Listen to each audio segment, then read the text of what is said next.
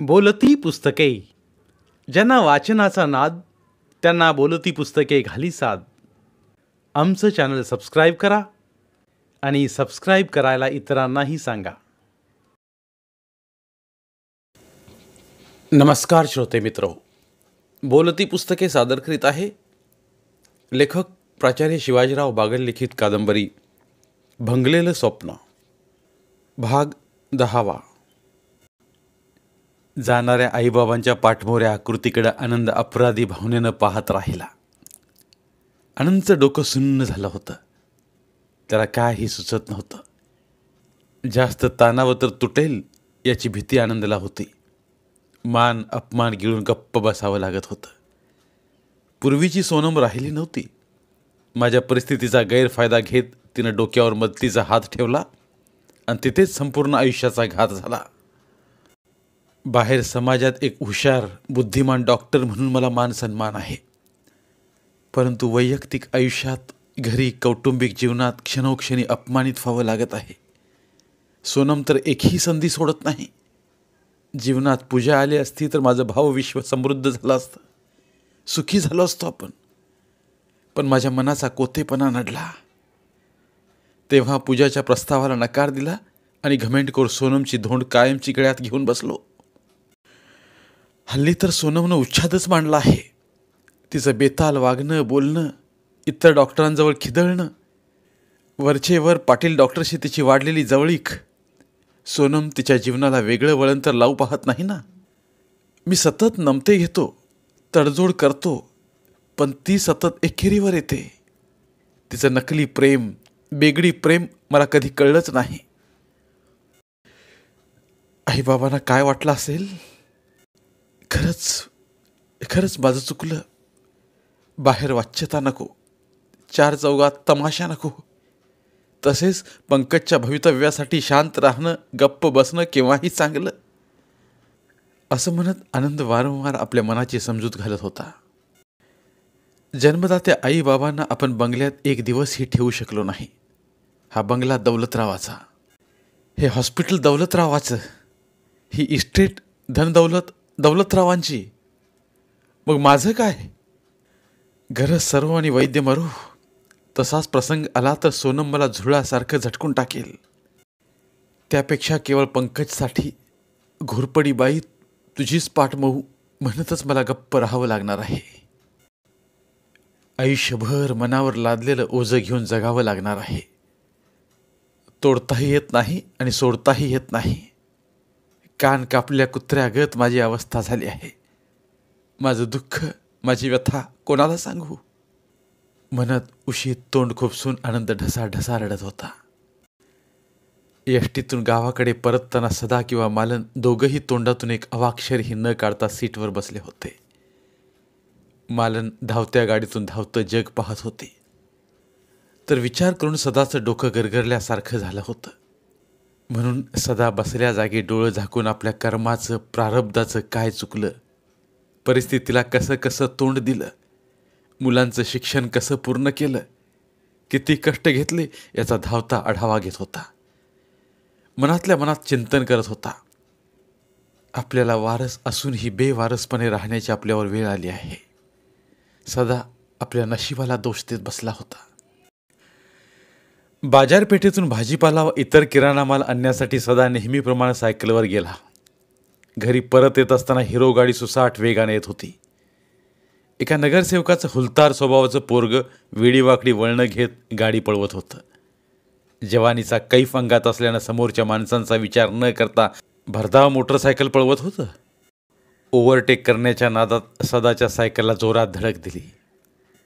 चेंडू उडाल्या गत सदा सायकलवरून खाली पडला. सदाचं वय झाल्यामुळं, हाडं ठिसूळ झाल्यामुळं व्हायचं तेच झालं. सदाच्या उजव्या मांडीचं हाड मोडलं. आजूबाजूचे लोक जमले. सदाला सरकारी दवाखान्यात घेऊन गेले. मालनला समजताच मालन धावत पळत सरकारी दवाखान्यात गेले. काय झालं हो, कसं झालं हो म्हणत मालनबाई रडू लागली. मांडीचं हाड मोडल्यामुळं सदाला वेदना जास्त होत होत्या. तो मालनला हाताने शांत राहण्याचा सल्ला देत होता. एक्सरे काढला. एक्सरे पाहून डॉक्टर म्हणाले, ऑपरेशन करावं लागेल. रॉड घालावे लागतील. अहो, इथं कशाला ऑपरेशन करताय? तुंगापूरला त्याच्या पोराचं गाजलेलं दौलत हॉस्पिटल आहे. खर्चाची भानगड नाही, सेवा शुश्रूषेचा प्रश्न नाही. तिथं कसं सगळं व्यवस्थित होईल. काय निर्णय घ्यायचा तो तुमचा प्रश्न आहे, सरकारी दवाखान्यातील डॉक्टर म्हणाले. मोडतोड झालेल्या पेशंटची कशाला अबदा करायची? काय करायचं ते इथेच उपचार करा. सेवा करायला मी आहे की. घरचा डॉक्टर आहे म्हणून वेदना कमी होणार असं काही नाही, मालनबाई ठणकावून म्हणाल्या. सदाचं ऑपरेशन झालं. स्टीलचा रॉड टाकला आणि प्लास्टर गुंडाळलेला पाय घेऊन सदा कॉटला जखडून बसला. अपघाताची बातमी करताच नैना 2 दिवसांची रजा टाकून आली. 25,000 रुपये दवाखान्याच्या औषध पाण्याच्या खर्चाकरता आईच्या हातावर ठेवत म्हणाली. आई, बाबांची काळजी घे. माझी रजा 2 दिवसांचीच आहे. मला राहून चालणार नाही. माझी नोकरी आहे, मुले बाळे आहेत. होय पोरी, तुझं खरं आहे. तुला कळलं, तू धावत आलीस. पण ज्याने धावत यायला पाहिजे त्यांचा फोनसुद्धा आला नाही. आम्ही काळजी घेऊ, तू चिंता करू नकोस. तू फोन केलास, नुसता फोन केलास तर तुझ्या मायेनं माझं काळी सुप्पा एवढं मोठं होतं बघ. 4-8 दिवसात कुबडीवर चालेल असं डॉक्टर म्हणालेत. सदा नैनाला धीर देत म्हणाला. सदाला 8 दिवसानंतर डिस्चार्ज मिळाला. 1.5-2 महिने पाय प्लास्टरमध्ये ठेवावा लागणार होता. धावतं पळतं घोडं जाग्यावर थांबलं होतं. सर्व गोष्टी कराव्या लागत होत्या.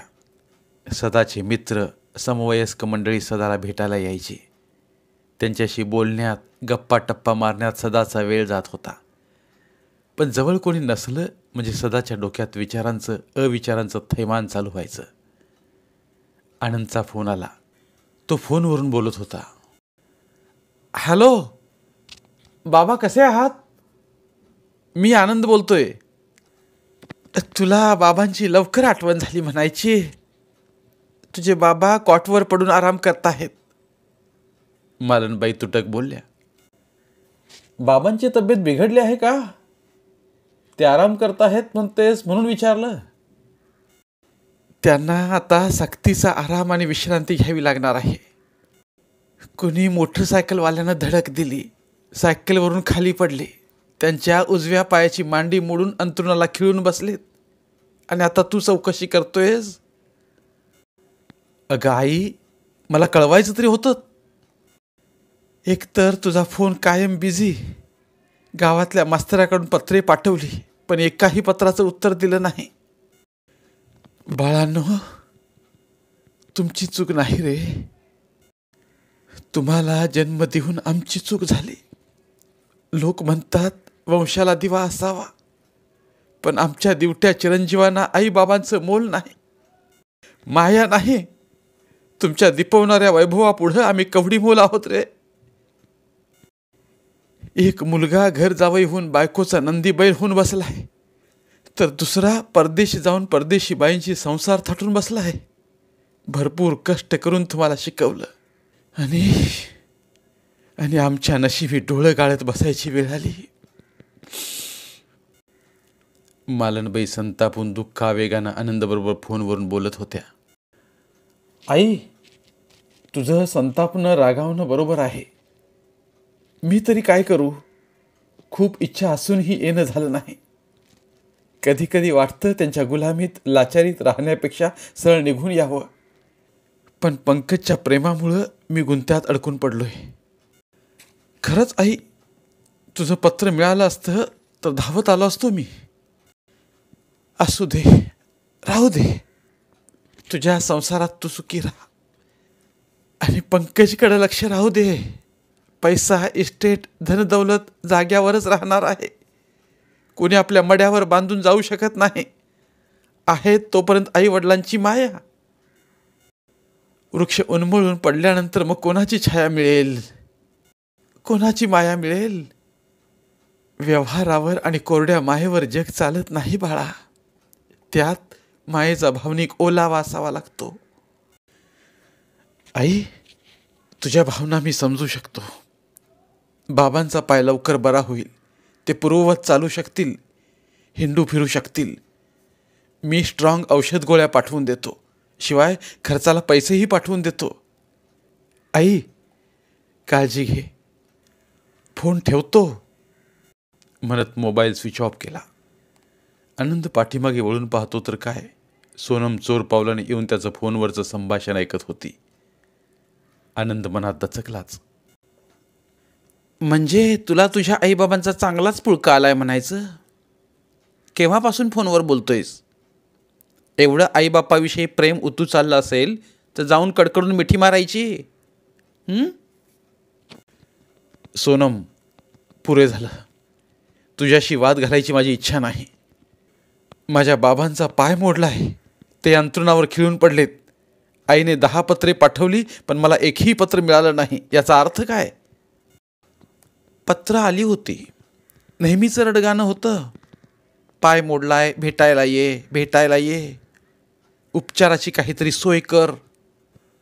किरकोळ हाड फ्रॅक्चर झाला असेल, गावात सरकारी दवाखाना आहे, तिथे म्हणे ट्रीटमेंट घेतली. किरकोळ पत्र म्हणून गेले असतील कचराकुंडीत. त्यांची ब्याद इथं कशाला? आणि किरकोळ दुखण्याकरता तू तरी कशाला गावी जातोस? तुला वाटले तर 5-10 हजार रुपये दे पाठवून, तेवढीच त्यांना मदत होईल. अरे आनंद, क्षुल्लक गोष्टींचं एवढं फारसं मनावर घेऊ नकोस.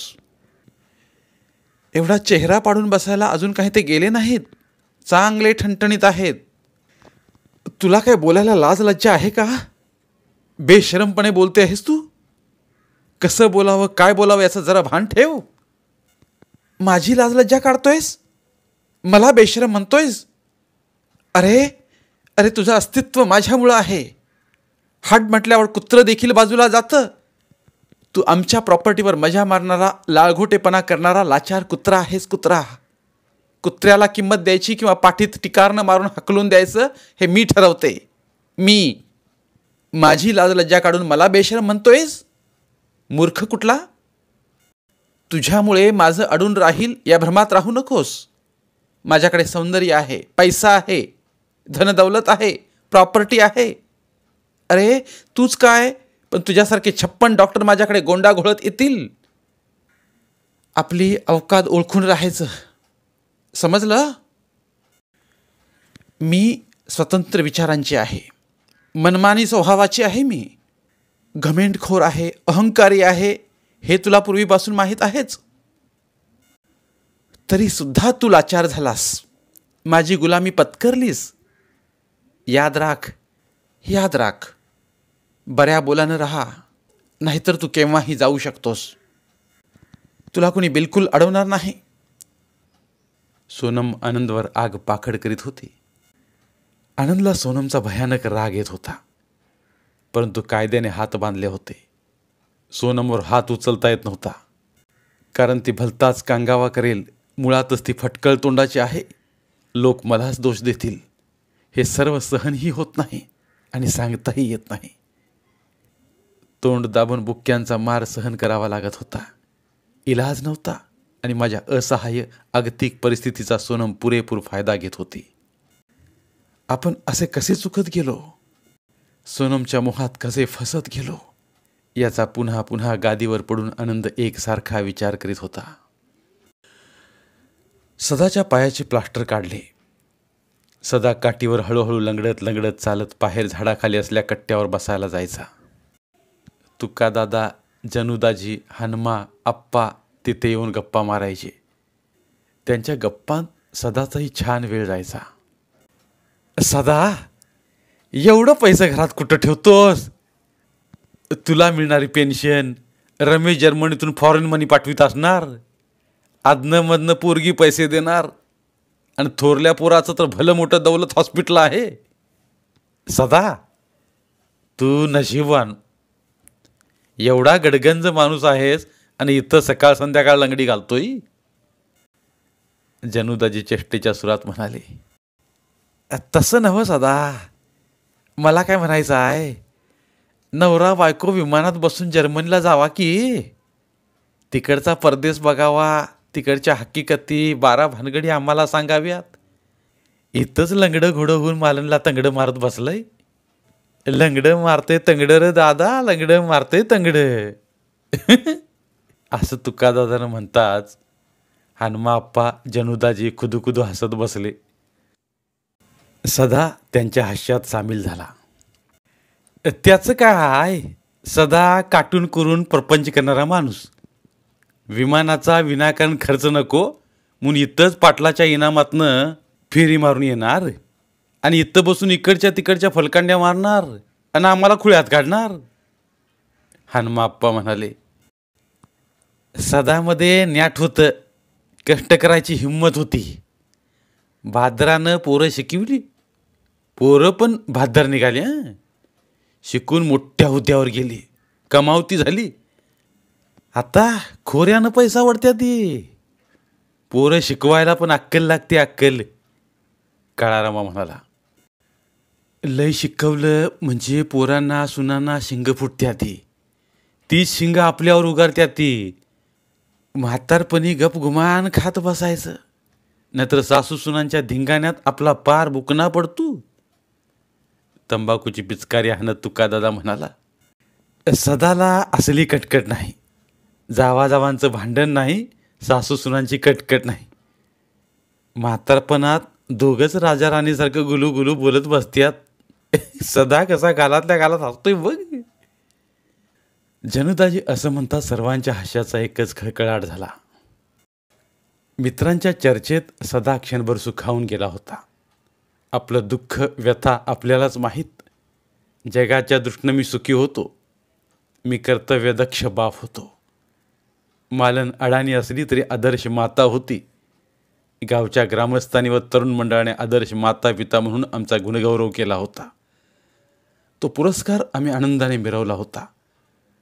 परंतु ज्या मुलावर आम्ही अपार प्रेम केलं त्यांचं खरं रूप जगाला माहीत आहे का?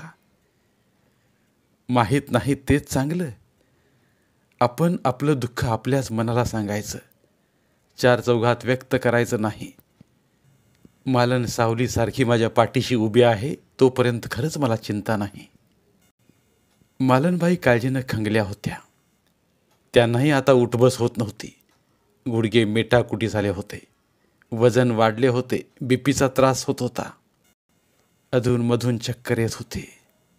त्यातूनच शुगरचा त्रास बळावला होता. मालनबाईला जाणवत होतं, कळत होतं, परंतु त्यांनी स्वतःच्या आजाराकडे दुर्लक्ष केलं. मनोमन देवाकडे ती एकच मागणी मागत होती, मला सौभाग्य मरण येऊ दे, मला अहेव लेण्यानं जाऊ दे. मनातला राग दुःख कधी व्यक्त केलं नाही, पण मालनबाई आतल्या आत खचत चालली. एखाद्याला मुलं नसतात म्हणून ते दुःखी असतात. आम्हाला मुले असून आम्ही दुःखी. रमेश परदेशात रमला, त्याच्या बायकोचंही तोंड पाहिलं नाही. आनंद कधीच संसारात आनंदी दिसला नाही. त्याची बायको त्याचं काही चालूच देत नाही. या मुलावर संसार करण्यात आम्ही कमी पडलो का? आम्ही त्यांना अति स्वातंत्र्य दिलं. कदाचित जगरहाटीचा परिणाम असेल. माणसं शिकली, मोठी झाली, अमाप कमवू लागली, नात्यांपासून दुरावत चालली, मायभूमीला विसरत चालली. जन्मदात्या आई बापाजवळ येऊन बसायला भेटायला विसरली ती. म्हणे प्रगती झाली. हे तर कोत्या मनाच्या विचारांची पिढी निघाली. सगळंच बदलत चाललंय. आपणच कमनशिबी आहोत. गुणी मुलांना जन्माला घालण्याऐवजी सद्गुणी मुलं जन्माला घालायला हवीत. पण ते तरी आपल्या हाती आहे का? हा सगळा देवाघरचा आणि दैवाचा खेळ. अशा विचारांच्या तंद्रीत मालन रात्र रात्र जागून काढायची. नेहमीप्रमाणे सदा पहाटे उठला. काठी टेकत टेकत अंगणात गेला. जरा मोकळ्या हवेत फेरफटका मारला आणि घरी परतला. नेहमी झोपेतून लवकर उठणारी मालन अजून कशी झोपली म्हणून सदा उठला. मालन उठ, सकाळ झाली. अगं मालन, किती वेळ झोपते? उठ बघू. बराच वेळ झोपून राहिलीस. तुझी तब्येत ठीक आहे ना? तरी मालनची हालचाल नाही. नेहमी जागसूद असणारी मालन आज एवढी गाढ कशी काय झोपली? तोंडावर पाणी शिंपडले तरी मालनची हालचाल नाही. हाताला धरून उठवावं म्हणून मालनचा हात हाती घेतला तेव्हा सदाला समजेनासं झालं. मालनच्या हाताचा थंड स्पर्श जाणवला. आता मात्र सदाचा श्वासोच्छ्वास बंद पडायची वेळ आली. मालनबाई झोपल्या जागी शांतपणे देवाघरी गेल्या होत्या. पहाटेच झोपेत असताना मालनबाईला हृदयविकाराचा झटका आला आणि त्या झटक्यातच मालनबाई देवाला शरण गेल्या. मालनबाईच्या चेहऱ्यावर वेगळं समाधान होतं. मालनबाई अहेव लेण्यानं देवाघरी गेल्या होत्या. सदा धाय मोकलून रडत होता. आई देवाघरी गेल्याचा मुलांना थांग पत्ता देखील नव्हता. सदाला दुःखाचे उमाळ्यावर उमाळे येत होते. हुंदके देत सदा रडत होता. मालनसाठी धाय मोकलून रडणारं तिथं दुसरं तिसरं कोण होतं म्हणा. पांडू शिपायानं आनंदला फोन केला. आई देवाघरी गेल्याचं कळवलं. रमेशला, नयनाला पांडूने फोन करून मोजक्या 4 शब्दात सांगितलं. मालनबाई देवाघरी गेल्या. अंत्यदर्शनासाठी, अंत्यविधीसाठी लवकर या. नयनाला निरोप कळताच नयना आपल्या पतीला घेऊन तातडीनं निघाली. अरे रमेश, आई गेल्याचा फोन आलाय. तू ताबडतोब निघून ये. आईचे अंत्यसंस्कार कर. मी सध्या जपानला मेडिकल कॉन्फरन्सला आलो आहे. सोनम ही माझ्यासोबत आहे. मेडिकल कॉन्फरन्स सोडून परत गेलो तर सोनम मला फाडून खाईल. मोठा प्रॉब्लेम झाला आहे. अरे दादा, असं अचानक तडकाफडकी मला शक्य नाही. असं कर, तूच सध्या ॲडजस्ट कर. तू लवकर जा. हे बघ दादा, तू कॉन्फरन्सला नाही म्हणून कॉन्फरन्स रद्द होणार नाही. तू मोठा मुलगा आहेस. तुझे ते कर्तव्य आहे. लोक मला नावे ठेवणार नाहीत, तुला नावे ठेवतील, म्हणत रमेशने आनंदचा फोन कट केला. सोनम, मला लगेच परत जावं लागतंय. तू कॉन्फरन्स अटेंड कर. आनंद डोळ्यात पाणी आणून म्हणाला. लगेच परत फिरण्याचं कारण काय? एवढी महत्त्वाची मेडिकल कॉन्फरन्स असताना शोधनिबंधांचे वाचन करण्याची, जगातील तज्ज्ञ डॉक्टरांपुढे मांडायची मोठी संधी सोडून पळ काढतोयस काय? सोनम, तसं नाही. अगं माझी आई देवाघरी गेली, स्वर्गवासी झाली. अशावेळी तिच्या अंत्यसंस्कारांसाठी मला गेलं पाहिजे. ती माझी जन्मदात्री आहे. गेली आहे ना? मग तू आता गेल्यावरती उठून बसणार आहे का? गेलेलं माणूस परत येत नसतं. डॉक्टरांनी भावनिक व्हायचं नसतं. आणि तू गेला नाही म्हणून म्हातारला काय तसं झाकून ठेवणार नाहीत. 4 चौघं येतील, अंत्यविधी करतील. तिथे जाऊन हळहळ व्यक्त करत बसण्यापेक्षा इथे सर्वात दुःख विसरून जाशील.